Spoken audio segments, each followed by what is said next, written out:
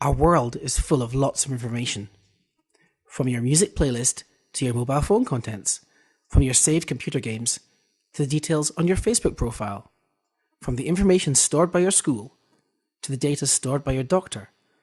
There's a lot of information, and it all needs to be stored, categorized, searched, and sorted. The amount of data that we store is growing at a tremendous rate. In fact, every day we create 2.5 quintillion bytes of data. So much that 90% of the digital data in the world today was created in just the last 2 years. That's the equivalent of a 60-foot high wall of iPads stretching from Edinburgh to Oman in the Middle East. How do we manage this massive increase in the data we store? We depend on information systems to help us create, control, store, find, and access this information. So what is an information system? An information system is a set of computer-based tools for collecting, storing, and processing data in our world. Businesses and other organizations rely on information systems to carry out and manage their operations, interact with their customers and suppliers, and compete in the marketplace. For instance, corporations use information systems to reach their potential customers with targeted messages over the web, to process financial accounts, and to manage their workforce. Governments use information systems to provide services cost-effectively to citizens, to manage the economy, and to gather taxes. Digital goods, such as electronic books and software, and online services, such as auctions and social networking, are all provided by and operated by some kind of information system. A typical information system will have somewhere to store the data. Often this is a database. There will be a program which helps you use the data, and the program will have a user interface where you, the user, issue commands and receive the results. Information systems play a role in every aspect of your life. In our constantly connected digital world, it is important that you understand how information systems and the data they collect impact on everything that you do.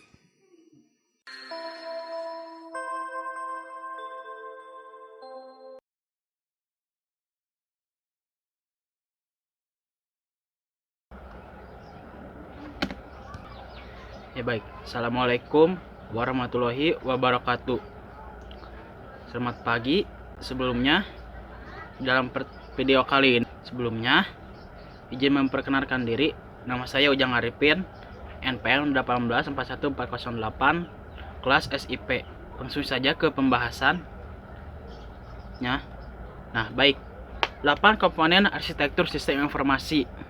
Yang pertama ada tujuan dan saran, strategi, kerangka kerja, prinsip panduan, proses, standar, alat, dan metode. Yang pertama, saya akan menjelaskan tujuan dan sarana. Tujuan dan sarana merupakan langkah awal yang harus direncanakan sebelumnya memulai langkah untuk mencapai sebuah tujuan yang sudah direncanakan dengan memikirkan apa tujuan dari sebuah perencanaan dan apa saja sasaran yang harus direncanakan. Contohnya, ada menentukan tujuan merupakan kunci pencapaian jangka panjang sekaligus mencari bantuan dalam proses pencapaian tujuan tersebut. Yang kedua, menentukan sasaran yang harus dicapai dalam jangka waktu tertentu merupakan bagian dari usaha memajukan bisnis. Yang kedua, ada strategi.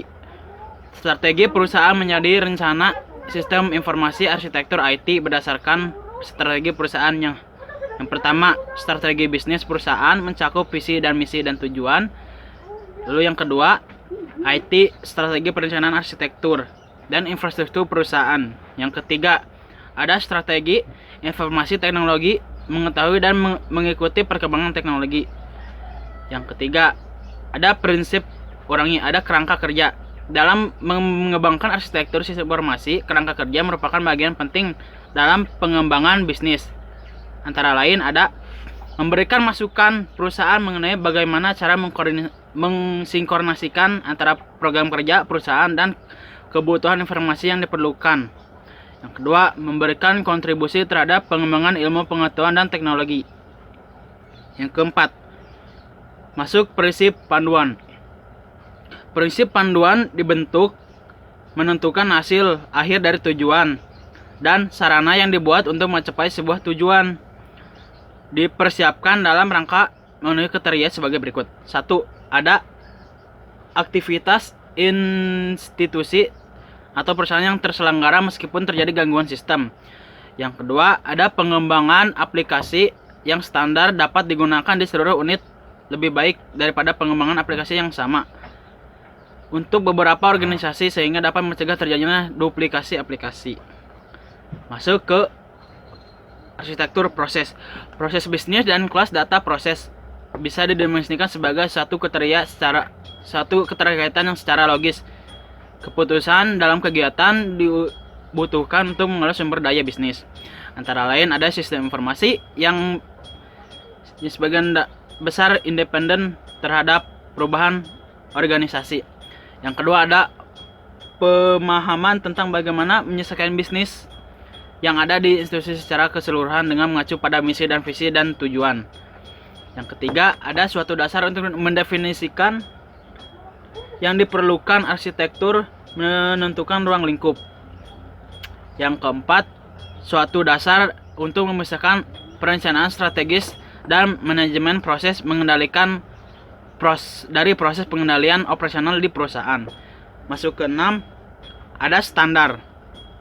Standar di sini dimasukkan kemampuan teknis, standar kegiatan untuk semua bagi dari perusahaan, dari pedoman untuk membuat pilihan dan beberapa prinsip yang menjadikan landasan antaranya sebagai berikut. 1. Kemudahan pengguna, artinya arsitektur IT akan meningkatkan kemudahan pengguna dan mendukung arsitektur dan solusi berbasis pada arsitektur.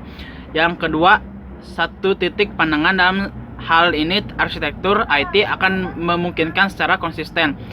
Yang ketiga, ada kecepatan dan kualitas dan dalam menentukan arsitektur. Yang keempat, ada fleksibilitas dan kelincahan. Fleksibilitas dan kelincahan sebuah arsitektur akan menggabungkan fleksibilitas untuk mendukung perubahan kebutuhan bisnis yang menggunakan evolusi. Yang ketujuh, ada mohon maaf sebelumnya tadi ada kesalahan sedikit. Laptop saya tiba-tiba mati ya. Baik, saya akan melanjutkan presentasi berikutnya. Yang berikutnya ada arsitektur ke-7 yaitu alat.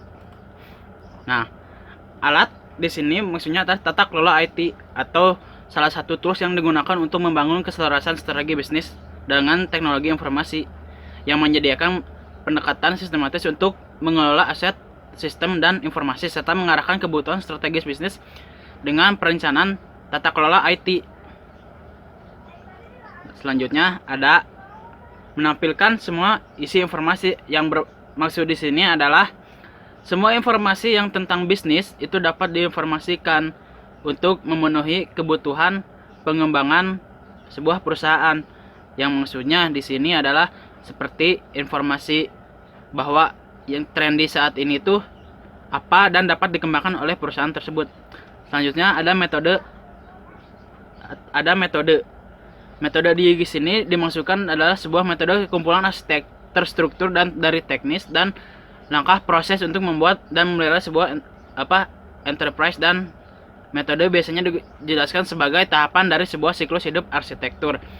Contohnya ada yang namanya ADM atau Architecture Development Method, dikembangkan oleh Open yang dikembangkan untuk sebuah perusahaan yang di bidang IT dan menyediakan tahapan detail dan jelas untuk mengembangkan sebuah IT arsitektur versi terakhir dan berbagai macam versi lainnya dari Architecture Development Method ini. Ya baik, tinggalkan kesan yang mendalam dengan penutupan yang berkesan. Terima kasih. Selalu jaga kesehatan. Assalamualaikum warahmatullahi wabarakatuh.